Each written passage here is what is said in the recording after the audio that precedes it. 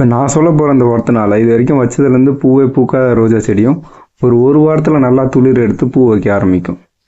அந்த உரத்தை எப்படி ரெடி பண்ணணும், அதை எத்தனை நாளைக்கு ஒரு வாட்டி செடிக்கு கொடுக்கணும், இந்த உரத்தை ரெடி பண்ணி எத்தனை நாள் வரைக்கும் ஸ்டோர் பண்ணி வச்சுக்கலாம், இதை பற்றி எல்லாம் தான் இந்த வீடியோவில் பார்க்க போகிறோம். அதுக்கடுத்து அடிஷ்னலாக பார்த்தீங்கன்னா இது வரைக்கும் யாருமே சொல்லாத ஒரு கார்டனிங் டிப்ஸை பற்றியும் பார்ப்போம். அது என்னென்னு கேட்டிங்கன்னா மண்கலவை. இது வரைக்கும் எனக்கு தெரிஞ்ச இந்த மண்கலவை பற்றி, அதாவது நான் சொல்ல போகிற இந்த மண்கலவை பற்றி இது வரைக்கும் எந்த சேனல்லையும் சொல்ல யாருமே இது வரைக்கும் சொல்லியிருக்க மாட்டாங்கன்னு நினைக்கிறேன். இதுக்கு ஆப்போசிட்டாக தான் சொல்லியிருப்பாங்க. நம்ம வந்து அதுக்கு ஆப்போசிட்டாக ரிசல்ட்டோட, அதாவது அந்த மண்கலவை வச்சா எப்படி ரிசல்ட் வரும், இந்த நான் சொல்கிற மண்கலவையில் வச்சா எப்படி ரிசல்ட் வரும்ன்றது அதையுமே சேர்த்தே பார்ப்போம். அதுக்கு முன்னாடி நீங்கள் இன்னும் நம்ம சேனலை சப்ஸ்கிரைப் பண்ணலன்னா அந்த ரெட் கலர் சப்ஸ்கிரைப் பண்ண கிளிக் பண்ணி சப்ஸ்கிரைப் பண்ணுறேங்க. அப்படியே கூட வர அந்த பெல் சிம்பலையும் கிளிக் பண்ணிக்கோங்க. அப்போ தான் நான் அந்த மாதிரி கார்டனிங் டிப்ஸ் போட பார்த்தோன்னா உங்களுக்கு நோட்டிஃபிகேஷனாக வரும். இப்போ போன வீடியோவில் பார்த்தீங்கன்னா ஒரு 2-3 கமெண்ட் தொடர்ந்து வந்துக்கிட்டே இருந்தது. எங்கள் செடியில் துளிரை எடுக்க மாட்டேங்குது, அதுக்கு எந்த டிப்ஸ் யூஸ் பண்ணுறதுன்னு கேட்டிங்கன்னா, இதை பற்றி ஆல்ரெடி நிறைய டிப்ஸ் நம்ம சேனல்லே போஸ்ட் பண்ணியிருக்கோம். அந்த உரத்தை கொடுக்கறது மட்டும் இல்லாமல் அதோட ரிசல்ட்டுமே சேர்த்தே அப்டேட் பண்ணியிருக்கேன். அதனால் கண்டிப்பாக அந்த சேனலை விசிட் பண்ணி செக் பண்ணி பார்த்துட்டு அதை யூஸ் பண்ணி பார்த்துட்டு சப்போஸ் அதுலேயுமே உங்களுக்கு ஒர்க் ஆகலை, துளிர் வரலைன்னா அதுக்கப்புறம் கமெண்ட் பண்ணுங்கள். கண்டிப்பாக அது என்ன பிரச்சனைன்ட்டு க்யூர் பண்ணுறதுக்கு வழி பார்க்கலாம்.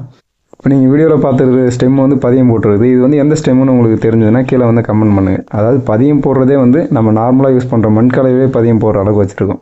அதுலேயுமே நல்லா டெவலப்பிங் இருக்குது. அப்போ சாயிலோட கண்டிஷன் நம்ம எந்த ஒரு மண்கலவை ரெடி பண்ணி செடி கொடுக்குறோமோ அதுக்கு ஏற்ற மாதிரி தான் செடியோட க்ரோத் இருக்கும். ஓகேங்களா? இப்போ ஒரு பதியம் போடுற ஒரு ஸ்டெம்மே துளிர்க்குதுன்னா அப்போ அந்த மண்கலவை எந்த அளவுக்கு ஒரு சாஃப்ட்னஸாக இருக்கும் அப்படின்னா அதில் நம்ம செடி வைக்க பார்த்து அதோட ரூட் டெவலப்மெண்ட்லாம் எப்படி இருக்கும். இந்த வீடியோ ஆரம்பத்தில் சொன்ன மாதிரி தான், அதாவது இந்த உரத்தை பற்றி மட்டும் இல்லை, செடியோட மெயின்டெனன்ஸ் பற்றி ஒரு பாதிக்கு பாதி அளவு இருக்கும். கண்டிப்பாக இந்த வீடியோ லாஸ்ட் வரைக்கும் பாருங்கள். லாஸ்ட்டில் எல்லாருமே சொல்கிற மாதிரி இந்த செம்மண் யூஸ் பண்ணுறதுனால என்ன ப்ராப்ளம் வருது, அதுக்கு ஆல்ட்ரேஷன் நம்ம எந்த மண் யூஸ் பண்ணலாம், அதை பற்றியுமே டீட்டெயிலாக சொல்லியிருப்பேன். ஓகேங்களா? இது இந்த பிளாக் ரோஸ் வெரைட்டி எந்த அளவுக்கு பூத்துருக்கு பாருங்கள். இது ஃபுல்லாகவே நம்ம எந்தெந்த லிக்விடு உரம்லாம் ரெடி பண்ணி நம்ம வீடியோவில் அப்லோட் பண்ணுறோமோ அதே உரம் தான் எடுத்து நம்ம செடிங்களும் கொடுத்து அதோட ரிசல்ட்டு தான் இப்போ நீங்கள் பார்த்துட்ருக்கீங்க. உங்கள் செடியில் இந்த மாதிரி க்ரோத் வரணும்னா கண்டிப்பாக இந்த வீடியோ ஃபுல்லாக பாருங்கள். இதுக்கு நம்ம என்ன உரம் யூஸ் பண்ண போகிறோம்னா நம்ம வீட்டில் இருக்கிற வெந்தயம் தான். ஓகேங்களா? ஆமாம், இன்றைக்கி இந்த வெந்தயத்தை தான் உரமாக யூஸ் பண்ண போகிறோம். வெந்தயம் மட்டுமான்னு கேட்டிங்கன்னா வெந்தயம் மட்டும் இல்லை, இது கூட அடிஷ்னலாக நம்ம இன்னும் ஒரு 3 உரத்தை சேர்க்க போகிறோம். அப்போ தான் செடிக்கு தேவையான NPK எல்லாமே இந்த ஒரு உரத்தில் கிடைக்கிற மாதிரி இருக்கணும். இந்த மாதிரி பவுட்ரு ஃபார்மேட்டில் நல்லா அரைச்சி எடுத்துங்க வெந்தயத்தை. அதாவது சரியாக அரையாமல் இருந்ததுன்னா இது போடுற இந்த உரம் போடுற செடி சரியாக வருதோ இல்லையோ வெந்தயம் முளைக்க ஆரம்பிச்சிடும். அதனால் நல்லா அரைச்சி எடுத்துங்க. எடுத்ததுக்கப்புறம் பார்த்திங்கன்னா முட்டை ஓடு இதையுமே நல்லா பவுட்ரு ஃபார்மேட்டில் எடுத்துப்போம். இது அதிகமான குவான்டிட்டியில் கிடைப்பதை நல்லா காய வச்சு அரைச்சி வச்சுங்க. தேவைன்றப்போ யூஸ் பண்ணிக்கலாம். இது ரெண்டுத்தையுமே சம அளவில் எடுத்து கலந்துப்போம். இதுக்கு அடுத்தது பார்த்திங்கன்னா நம்ம இந்த வெங்காயத்தூள் இதை நல்லா பவுடர் ஃபார்மேட்டில் அரைச்சி வச்சு ஒரு கைப்பிடி அளவுக்கு இதையுமே நல்லா கலந்துப்போம். இப்போ நம்ம ஒன்றா கலக்கிற எல்லா பொருளையுமே தனித்தனியாக நீங்கள் செடிங்களுக்கு கொடுத்தாலே நல்ல ஒரு பெனிஃபிட் இருக்கும். இது எல்லாத்தையும் ஒட்டு மொத்தமாக சேர்த்து ஒரு உரத்தை ரெடி பண்ணி செடி கொடுப்பது செடியை இன்னும் நல்லா க்ரோத்தாக வரும். அடுத்து இது கூட அடிஷ்னலாக டீ தூள் இல்லை காப்பி தூள், இது ரெண்டுத்தில் எதுவாக இருந்தாலும் ஒரு 2 ரூபா பாக்கெட் அளவுக்கு எடுத்து கலந்துக்குவோம். ஓகேங்களா? இதுதான் இந்த உரம் இதுதான். இது எந்த ரேஷியோவில் கொடுக்கணுன்றதை பற்றியும் அதுக்கப்புறம் நம்ம முன்னாடி சொன்ன மாதிரி அந்த மண்கலவை பற்றி ஒரு டிப்ஸ் சொல்கிறோன்னு பார்த்தீங்களா, அதுதான் நம்ம பேலன்ஸ் இருக்குது. அதனால் வீடியோ கடைசி வரைக்கும் பாருங்கள். கண்டிப்பாக ஒரு யூஸ்ஃபுல்லான ஒரு டிப்ஸ் தெரிஞ்சுட்டு போவீங்க. இது எல்லாத்தையுமே நல்லா கலந்துப்போம். இந்த அளவுக்கு நம்ம ஆட் பண்ண ஒரு 3 பொருளுமே நல்லா மிக்ஸ் ஆகிருக்கணும். இப்போ இந்த செடியோட க்ரோத் உங்களுக்கு பார்க்க தெரியும்னு நினைக்கிறேன். இது எல்லாமே நார்மலாக நம்ம யூஸ் பண்ணுற ஒரு மண்கலவை வச்சது. அடுத்து அந்த செம்மண் வச்ச செடியும் காட்டுறேன், அது எந்தளவுக்கு க்ரோத்தில் இருக்குது. ஏன்னா இது 3மே ஒரே டைமில் வச்ச செடி. ஓகே, இப்போ இந்த மண்கலை லைட்டாக கிளறி விட்டுப்போம். நல்லா மழை பெஞ்சிருந்ததுனால ஒரு 2 நாளாக நல்லா படிஞ்சு போயிருக்குது. அந்த மண்ணோட ஈரமும் பார்த்திங்கன்னா உங்களுக்கு அப்படியே அந்த மழை பெஞ்ச ஈரம் தெரியும். இதில் நம்ம லிக்விட் ஃபார்மேட்லேயோ இல்லை தண்ணியோ எதுவுமே கொடுக்க முடியாது இப்போதைக்கு. அந்த மண் ஈரம் அந்த அளவுக்கு இருக்குது பாரு, பார்த்தா தெரியும். இந்த அளவுக்கு இருக்கிற மாதிரினா நீங்கள் செடிக்கு தண்ணியை கொடுக்க தேவையில்ல. இது எப்போ நல்லா காஞ்சி போன மாதிரி மண் மாறுதோ அப்போ நீங்கள் தண்ணியோ இல்லை லிக்விட் ஃபார்மேட்டில் எந்த உரமோ கொடுத்துக்கலாம். அது வரைக்கும் நீங்கள் தண்ணி கொடுக்க தேவையில்ல. தண்ணி கொடுத்தாலுமே ட்ரைனேஜ் வழியாக அது கீழே தான் போகும். இந்த உரத்தை எந்த அளவில் கொடுக்கலான்னு கேட்டிங்கன்னா ஒரு 2 ஸ்பூன் அளவுக்கு, 2லேருந்து கொஞ்சம் பெரிய செடியாக இருந்தால் ஒரு 3 ஸ்பூன் அளவுக்கு கொடுக்கலாம். இதுக்கு நான் ஒரு 2 ஸ்பூன் அளவு கொடுத்துக்கிறேன். இது வந்து மாதத்துக்கு 2 டைம் மட்டுமே கொடுத்தா போதும் அந்த உரம். நீங்கள் வந்து இது உரத்தை ரெடி பண்ணி வச்சா கெட்டு போயிடலாம் இல்லை, தாராளமாக வந்து 1 இயருக்கு மேலே கூட இது வந்து சேமித்து வச்சுக்கலாம். ஏன்னு இதில் நம்ம வைக்கிற பொருள் எல்லாமே வந்து நல்லா வந்து காஞ்சி போய் தான் இருக்கும். அந்த வெங்காயத்தோல் ஆகட்டும், அதுவுமே பவுடர் பண்ணுறதுக்கு முன்னாடி நல்லா வந்து காய வச்சு தான் பவுடர் பண்ணுது. அந்த முட்டையோடுமே அப்படி தான். மற்றபடி வெந்தயமே அந்த அளவுக்கு வந்து கெட்டு போகாது. அதனால் வந்து ஒரு 1 இயருக்கு மேலேயுமே அந்த உரத்தை வந்து ரெடி பண்ணி வச்சுட்டுனா நீங்கள் வந்து யூஸ் பண்ணிக்கிட்டே வரலாம். செடியோட குரோத் வந்து இந்த மாதிரி நல்லாவே வர ஆரம்பிக்கும். இதுக்கு முன்னாடியுமே வந்து ஆரம்பத்தில் ஒரு வெந்தயத்தை வச்சு உரம் ரெடி பண்ண வீடியோ வந்து அப்லோட் பண்ணியிருப்பேன். அது பார்த்தீங்கன்னா வெறும் வெந்தயத்தை மட்டும் வச்சு ரெடி பண்ணியிருப்போம். இப்போ வந்து அடிஷ்னலாக வந்து ஒரு 3 உரத்தை எக்ஸ்ட்ரா வந்து ஆட் பண்ணியிருக்கும். இப்போ நீங்கள் பார்க்குற செடியோட குரோத் எல்லாமே நம்ம வந்து சேனலில் எந்த வீடியோ அப்லோட் பண்ணுறோமோ அந்த வீடியோவில் கொடுக்குற உரத்தோட வச்சு அந்த குரோத் மட்டும்தான் இந்த செடியோட குரோத் எல்லாமே. இது இல்லாமல் வந்து கம்போஸ்ட்டுமே நம்ம வந்து கிச்சன் வேஸ்ட்டை வச்சு எப்படி ரெடி பண்ணுறதுன்னு போன வீடியோவில் அப்லோட் பண்ணியிருப்பேன். அந்த வீடியோ இன்னும் பார்க்கலாம், அந்த வீடியோ போய் பாருங்கள். ஈஸியாக வந்து கம்போஸ்ட் வந்து நம்ம வீட்டிலே ரெடி பண்ணிக்கலாம்.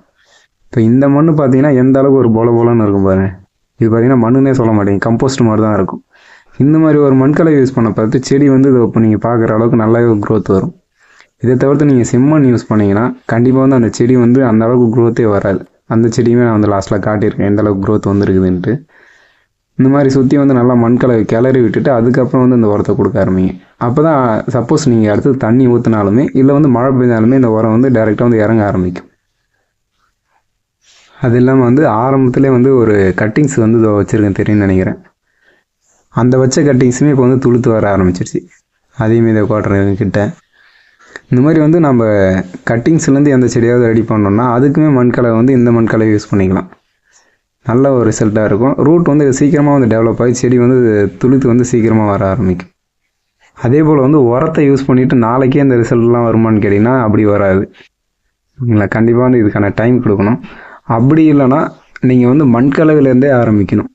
அதுலேருந்தே நீங்கள் வந்து நல்ல ஒரு மண்கலவையாக ரெடி பண்ணி கொடுக்குறது. அதுக்கப்புறம் கொடுக்குற லிக்விட்லேயும் வந்து அடிஷ்னலாக வந்து தண்ணி கொடுத்தாலுமே அதில் ஒரு அடிஷ்னலாக வந்து லிக்விட் ஆட் பண்ணி கொடுக்குறது.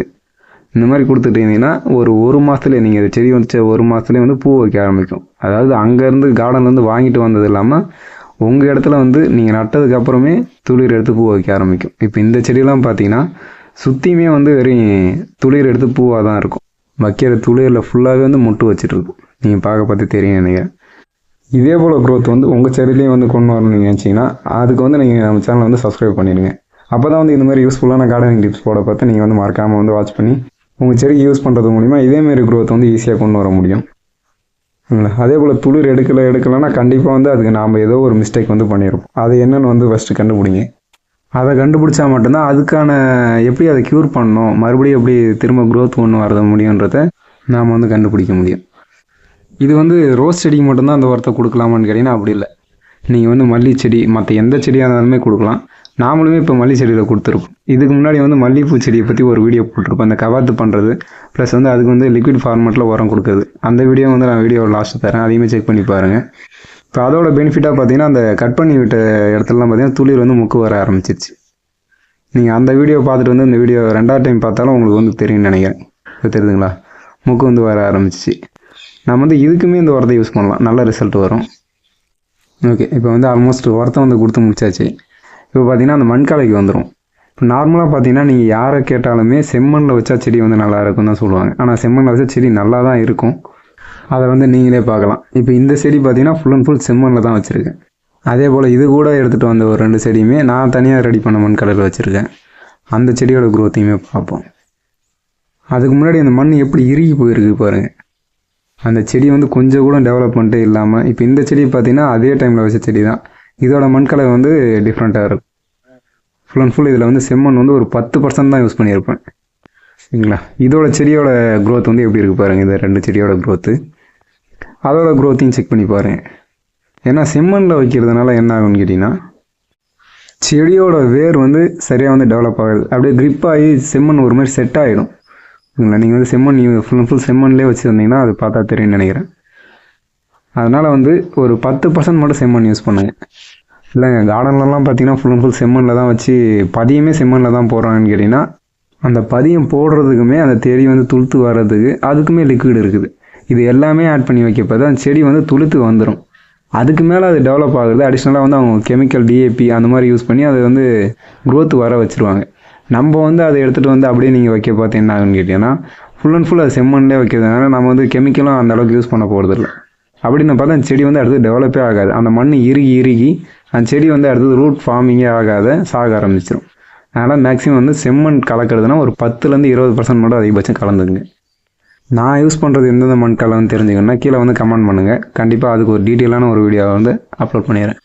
இந்த வீடியோவை கடைசி வரைக்கும் பார்த்துட்டீங்கன்னா கண்டிப்பாக வந்து இதுலேருந்து ஒரு சில விஷயமாச்சும் தெரிஞ்சுட்டு இருப்பீங்கன்னு நினைக்கிறேன். புதுசாக தெரிஞ்சுட்டு இருந்தீங்கன்னா கண்டிப்பாக அந்த வீடியோக்கு ஒரு லைக் கொடுத்துட்டு கீழே வந்து கமெண்ட் பண்ணுங்கள். இதில் வந்து புதுசாக எந்த விஷயத்தை நீங்கள் தெரிஞ்சுக்கிட்டீங்கன்ட்டு.